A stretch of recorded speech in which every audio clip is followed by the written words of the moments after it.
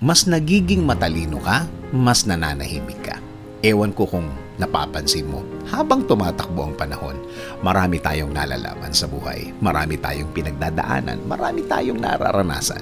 Meaning, mas nagiging wise tayo, mas nagiging matalino tayo, the more na nananahimik tayo. Unti-unti nating nare-realize na wala talaga sa daldal yan, wala sa ingay, nasa kalidad ng pagkakataon. May mga sitwasyon na kailangan pumapatol tayo, pero may mga pagkakataon na dapat tahimik na lang tayo.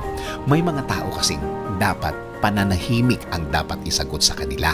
Silence really is the most powerful weapon to these kinds of people. Walang kwentang patulan, walang saysay na sabayan. Panatilihin mo na lang ang integridad mo sa katawan kesa patulan ang mga ganyang mga tao. Ang pagiging tahimik ay pagiging mature. Mas nagkakaedad tayo, mas nalalaman natin ang